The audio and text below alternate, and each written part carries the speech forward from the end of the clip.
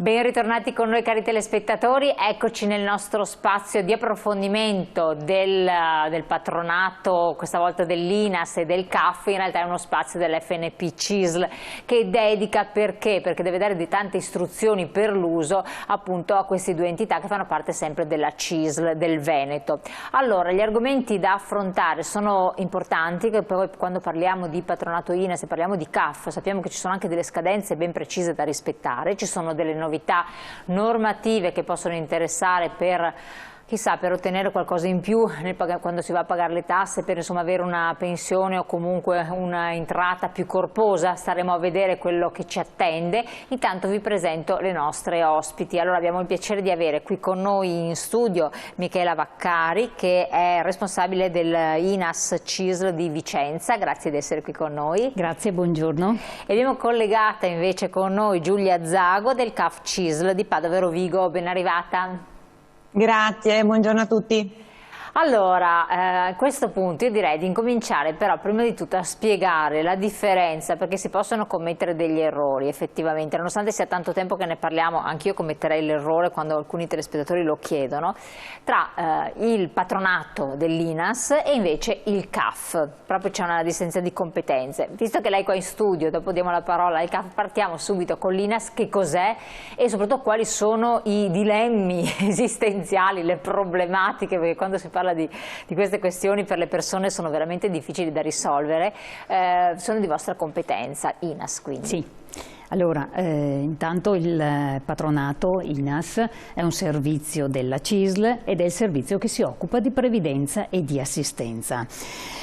Quindi verifichiamo le posizioni assicurative, l'estratto contributivo di tutti i lavoratori per poi far loro la domanda di pensione. Ci occupiamo di prestazioni a sostegno del reddito come per esempio le NASPI, come può essere l'assegno unico che poi approfondiremo. Ci presentiamo le domande e seguiamo l'iter per quanto riguarda le domande di invalidità civile, di legge 104, di legge 68, tuteliamo i lavoratori che hanno subito un infortunio o hanno contratto una malattia professionale nel corso della loro vita lavorativa e infine assistiamo anche i cittadini stranieri nella compilazione del kit per il rilascio e il rinnovo del permesso di soggiorno per soggiornare appunto legalmente sul territorio italiano. Quindi una persona per esempio che deve andare in pensione va all'INAS? Certamente. Ecco, quindi è là che viene fatta la valutazione della posizione contributiva che ha e tutto quello che ne consegue, corretto? Assolutamente sì. Verifichiamo quello che è l'estratto contributivo, controlliamo che tutti i contributi siano stati accreditati, dopodiché facciamo una consulenza sull'importo e su quando il lavoratore potrà accedere al pensionamento. Quindi chiarimenti, perché sono tutti casi particolari, singoli, poi c'è chi vuole andare in pensione anticipata, chi la 102, insomma tutto il mondo delle difficoltà. È l'INAS che risolve queste problematiche andando a vedere la posizione particolare della persona. Certo, facciamo una consulenza personale al lavoratore. Cosa deve portare il lavoratore quando viene da voi? Perché tanti si pongono determinati problemi, non ho tutte le buste paga anziché quelle del lavoro precedente, cosa occorre portare? Beh, la prima cosa è il documento di riconoscimento, quindi la carta d'identità e il codice fiscale. Poi dipendentemente dal Green Pass. Il Green Pass, che non controlliamo ancora, ma che vedremo, appunto la carta d'identità, il codice fiscale e dipendentemente dalla domanda che deve presentare o dalla consulenza che deve avere, potrebbe essere appunto le buste paga o potrebbe essere il certificato medico per l'invalidità civile, potrebbe essere la lettera di licenziamento per la NASPI. Ecco, per la NASPI serve la lettera di licenziamento, vero? Sì, serve la lettera di licenziamento, l'IBAN, sempre la carta d'identità e il codice fiscale. Perfetto. Sempre su appuntamento ricevete? Sì, riceviamo su appuntamento. Perfetto, no, è abbastanza semplice le documentazioni richieste, basta avere alcuni punti fondamentali. È bene avere prima un po' la posizione, chiara la posizione, come si andrà in pensione, come, quando, con che modalità. Date anche un consiglio, magari chi vuole usufruire di una certa anticipazione per andare in pensione, opzione donna o quant'altro, se conviene o non conviene a seconda della propria posizione.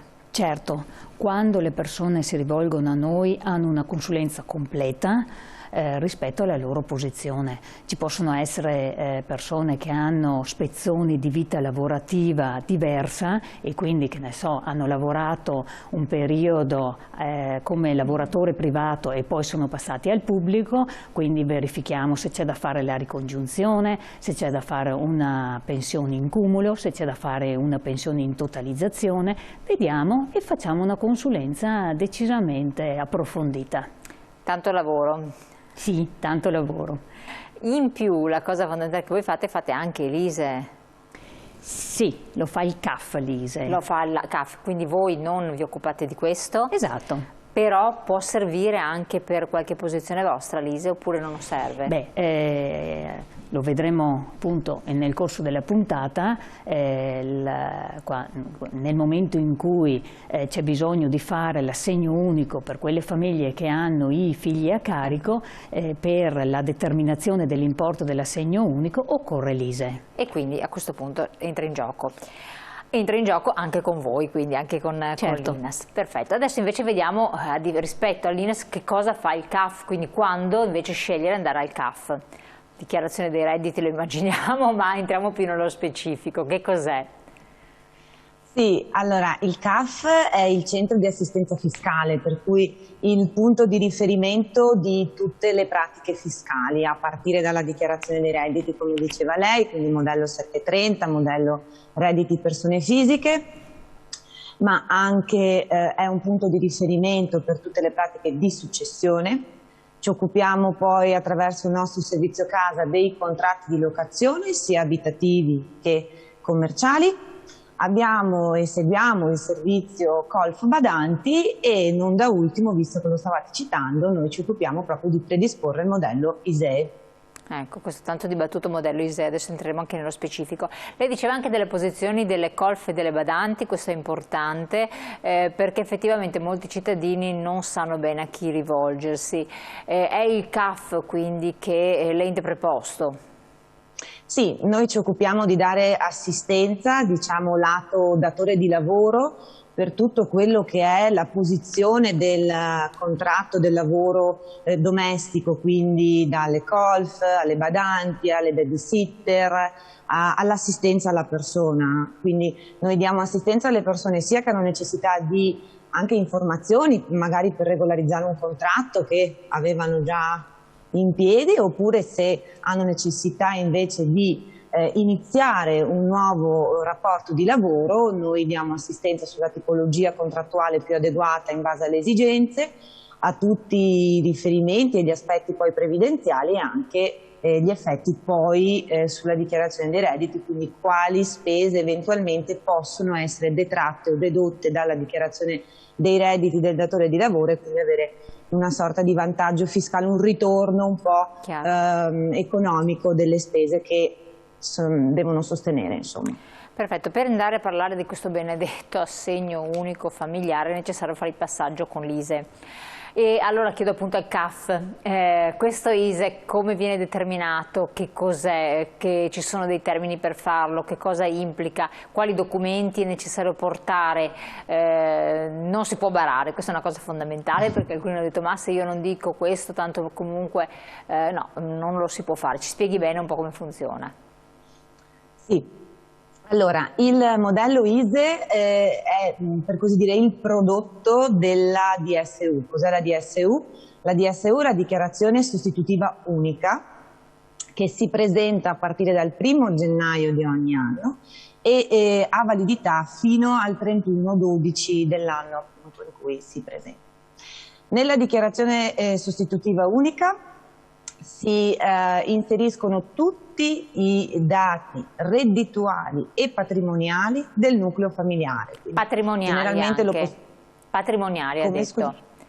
Sì, assolutamente sì, perché nella DSU e quindi poi nell'ISEE vanno inseriti i redditi percepiti di lavoro, di pensione di lavoro autonomo percepiti nei 2 anni precedenti, e vanno anche inseriti i dati relativi a conti correnti, libretti, posizioni di risparmio e immobili, quindi fabbricati e terreni, sempre posseduti nei 2 anni precedenti la dichiarazione. Quindi, per capirci, l'ISEE 2022 fotografa la situazione 2020, sia per la parte reddituale che per la parte patrimoniale.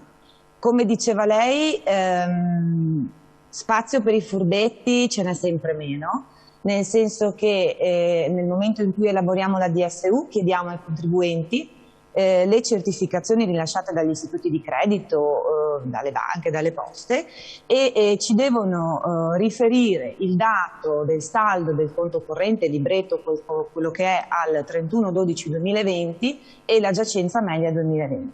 Perché servono questi dati? Perché poi l'INPS, che riceve i flussi di queste informazioni sia dall'Agenzia delle Entrate che dagli istituti di credito, incrocia con la dichiarazione che fa l'utente, quindi verifica subito se ci sono delle, si dice, difformità, quindi delle mancanze che vanno integrate prima di avere l'ISEE, quindi avere la Io le faccio questa domanda perché è in risposta a una mail che ci è pervenuta. Io appunto non sapevo bene di questi 2 anni antecedenti, perché una persona ha chiesto, ma io a seguito del Covid ho subito un tracollo finanziario della mia azienda, un'operatrice estetica insomma, ho dovuto vendere il negozio, non sono neanche riuscita a pagare i dipendenti e tutto, non riesco a guadagnare, e l'ISEE però fa riferimento a un periodo fino alla fine del 2019 in cui le cose andavano benissimo, quindi non risponde alla mia situazione attuale. È possibile questo?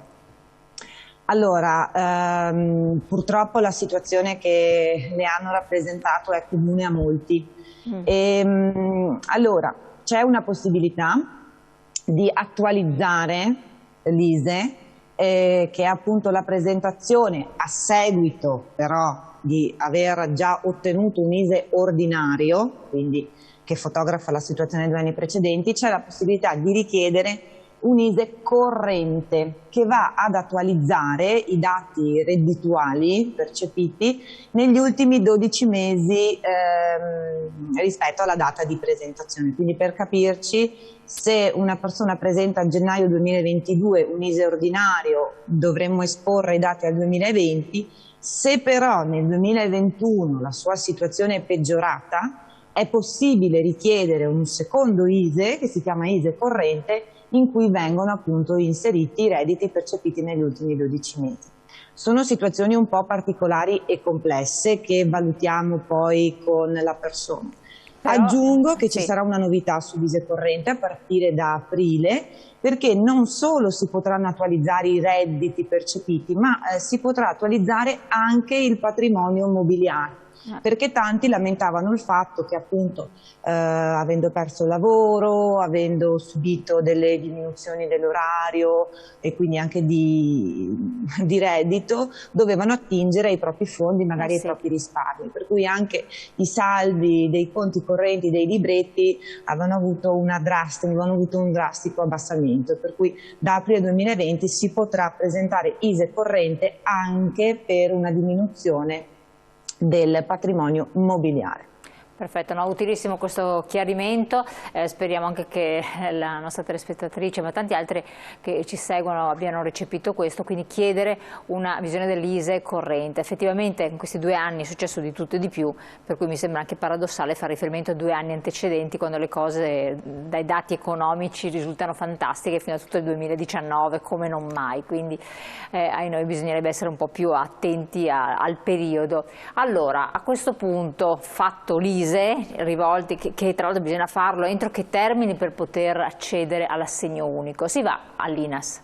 Sì, si va all'INAS per questo assegno unico, che intanto spiego che cos'è, perché ovviamente è un beneficio economico che viene riconosciuto mensilmente nel conto corrente, e per i nuclei familiari con figli a carico fino ai 21 anni oppure con figli a carico disabili indipendentemente dall'età del figlio.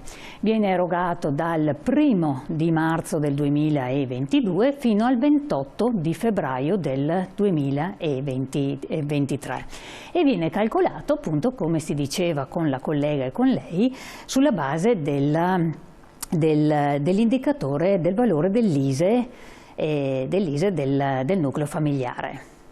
Quindi il nucleo familiare, coloro che risiedono nella medesima abitazione sostanzialmente, quindi tutto il nucleo familiare completo, se c'è un nonno o una nonna eccetera, sono compresi in questo nucleo familiare.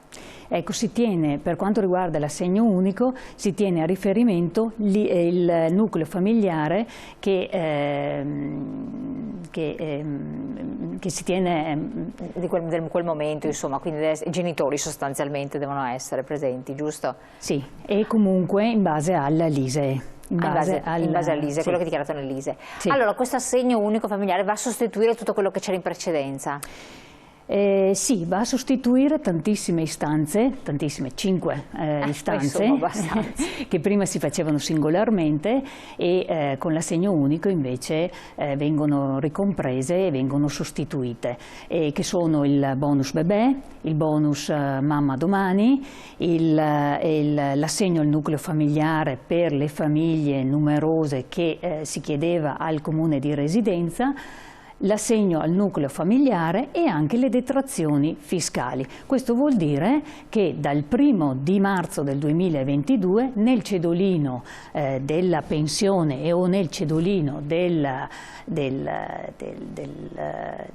stipendio, dello stipendio non troveremo più le detrazioni fiscali e le detrazioni per i figli a carico. Troveremo invece ancora le detrazioni e gli assegni familiari per il coniuge a carico. Ah, per il coniuge quindi sì, ma non per i figli. Sì. Figli fino a... quindi l'assegno unico arriva come un assegno proprio a casa sostanzialmente. Esatto. Quindi sono soldi che arrivano a casa, che uno riceverà con raccomandata? Come no, allora nel momento della domanda si inserisce il dato del conto corrente e quindi il numero IBAN dei due genitori e viene versato direttamente nel conto corrente, oppure ci può essere la carta prepagata sempre con l'IBAN, oppure un bonifico domiciliato, oppure un libretto bancario o postale.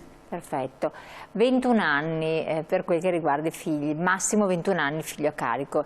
Se il figlio studia, non studia, lavora, non lavora o non fa niente, cioè è indifferente, oppure ci devono essere delle condizioni perché questo possa essere considerato un figlio a carico che ha diritto all'assegno unico, che dà diritto all'assegno unico? Allora, i figli appunto intanto l'assegno unico viene riconosciuto per tutti i figli minorenni già dal 7° mese di gravidanza della madre. Viene riconosciuto anche appunto per ciascun figlio disabile senza limiti di età e viene riconosciuto appunto per i figli maggiorenni dai 18 ai 21 anni, però solo se frequentano un corso di formazione o professionale o scolastico oppure un corso di laurea, se svolgono il servizio civile universale oppure svolgono un tirocinio o un'attività lavorativa con un reddito inferiore agli 8.000 euro, oppure siano disoccupati iscritti al centro per l'impiego e quindi devono essere attivi nella ricerca di un lavoro. Devono essere assolutamente attivi, perché altrimenti non c'è alcun diritto a questo assegno unico universale. Gli importi, perché serve l'ISEE a questo punto? Allora, precisando che comunque l'assegno unico può essere presentato anche senza l'ISEE e comunque viene liquidato un importo minimo di assegno unico, Abbiamo detto prima che l'assegno viene comunque rapportato all'ISEE e adesso andiamo a vedere quali sono e quali possono essere gli importi. Per i figli minorenni abbiamo un massimo di 175 euro al mese in una situazione dove l'ISEE è pari o inferiore ai 15.000 euro. Abbiamo un importo di 50 euro nel caso in cui l'ISEE sia superiore ai 40.000 euro oppure la domanda di assegno unico sia priva di ISEE. Per quanto riguarda invece i figli maggiorenni, abbiamo il riconoscimento di 85 euro al mese, sempre con un ISEE inferiore o pari a 15.000 e un riconoscimento di 25 euro se l'ISEE è superiore ai 40.000 oppure siamo in presenza di un assegno unico senza l'ISEE. Poi ci sono il riconoscimento di tutta una serie di maggiorazioni. Una maggiorazione per i figli successivi al secondo e anche questa maggiorazione va dagli 85 euro ai 15 euro al mese. Cioè vuol dire che il terzo figlio dà diritto a più maggiorazioni? Esatto.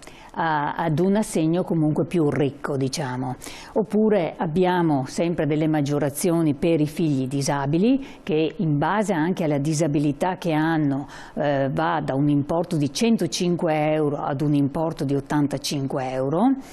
Abbiamo una maggiorazione di 20 euro al mese per le mamme che hanno meno di 21 anni e per le famiglie dove ci sono 4 o più figli c'è una maggiorazione di 100 euro al mese. Quindi si sommano tutte le maggiorazioni e quindi questo risulta l'importo complessivo. Esatto. Quando voi già fate diciamo, dite alla persona che viene quanto sarà la cifra complessiva? Sì. Riuscite a determinarla? Riusciamo a determinarla, con il nostro programma riusciamo a determinarla. Quali sono gli errori che si possono commettere, che si potrebbero commettere? Primo, non rispettare le scadenze. Beh, allora, fermiamoci un attimo sulla scadenza della domanda. Allora, la decorrenza dell'assegno unico è dal mese successivo alla presentazione della domanda. Però presentando la domanda entro il 30 di giugno avremo comunque riconosciute le mensilità dal 1° di marzo del 2022. Quindi una data fondamentale da ricordare per quanto riguarda l'assegno unico è il 30 di giugno del 2022. Chiaro, quindi entro questa data bisogna assolutamente attivarsi. Assolutamente. Se l'assegno unico viene presentato dopo tale data, la decorrenza dell'assegno e quindi il pagamento dell'assegno sarà dal mese successivo alla data di presentazione. Perdendosi i diritti precedenti. Certo. Assolutamente, questo è importante. Questa è la cosa fondamentale sostanzialmente da sapere. Adesso mi rivolgo invece un attimo al CAF. Volevo chiederle, per quel che riguarda le novità fiscali eclatanti che ci attendono a partire dal 1° gennaio, quali sono? Brevemente. Allora, sì, la finanziaria 2022 di cui si è discusso insomma, da poco, ha sostanzialmente prorogato tutte quelle detrazioni che riguardano il mondo degli interventi edilizi, la ristrutturazione, la riqualificazione energetica, il super bonus 110. Sono stati sostanzialmente tutti prorogati al 2024 e il super bonus 110 invece al 2025. È stato prorogato anche il bonus facciate, che però la detrazione scenderà, un po' perché a partire dal 2022, dal 90% al 60% e anche per il bonus mobili, che è sempre una misura collegata alle ristrutturazioni, il plafond sarà di 10.000 euro e non più 16.000 come era nel 2021. Hanno confermato la necessità per quanto riguarda le spese mediche, quindi mi sembra giusto ripeterlo, della tracciabilità dei pagamenti. Mi raccomando, a meno che non si facciano acquisti di medicinali o dispositivi medici, o non siano visite fatte presso strutture pubbliche o private ma accreditate all'SSN, i pagamenti delle fatture delle visite specialistiche piuttosto che il dentista eccetera devono essere fatte attraverso metodi tracciati. Quali sono i metodi tracciabili? Sì, allora tutto quello che non è contante, nel senso che bene il bancomat, la carta di credito, la carta di debito, l'assegno, l'eventuale bollettino postale, ecco, tutti quegli strumenti che differiscono dal denaro contante.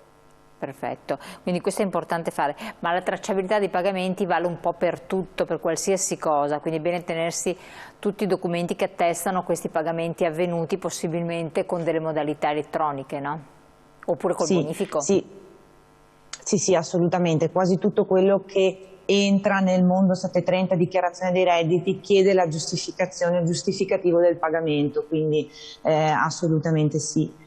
Vale la pena ricordare, se posso anche, perché è una domanda che ci fanno spesso, anche le tempistiche dei rimborsi delle dichiarazioni dei redditi.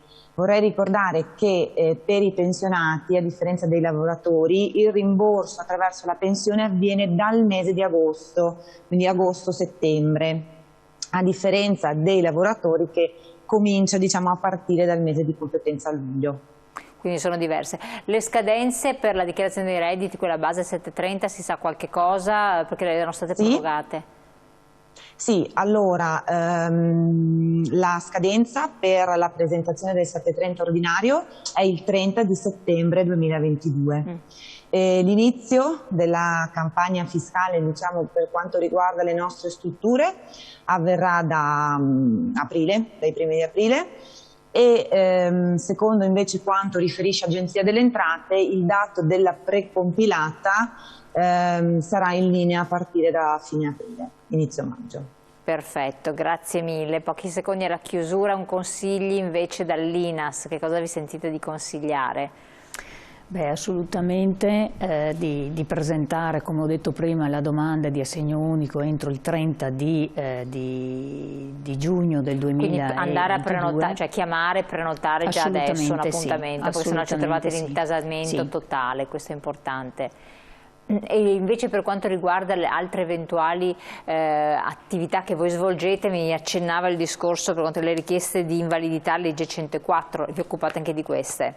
Sì, assolutamente, ci occupiamo anche di questo, seguiamo tutto l'iter della domanda per ottenere i benefici per l'invalidità civile, ma congedi e permessi anche della legge 104 che sono collegati all'invalidità. Perfetto, questo è importantissimo ricordarlo, quindi andate all'INAS per il discorso dell'invalidità civile che tanti ci hanno richiesto, non c'entra niente il CAF in questo caso. Ma chiudiamo la nostra puntata, quindi vi ringraziamo veramente di essere stati qui con noi, di averci illustrato queste cose che sono importanti da sapere, da ricordarsi, ma la puntata la potete rivedere in replica nel nostro sito e nello spazio naturalmente, parliamo dedicato all'FNP CISL, in questo caso abbiamo avuto l'INAS e il CAF qui con noi, quindi ringraziamo Giulia Zago, CAF CISL Padova e Rovigo per essere stata qui con noi a illustrarci quelle che sono le novità per le detrazioni del nuovo anno. Grazie di essere qui con noi. Grazie a voi. E Michela Vaccari, responsabile INAS CISL di Vicenza, di essere venuta qui con noi in studio. Grazie a voi. Ricordatevi di chiamare le sedi naturalmente CAF, INAS e CISL che sono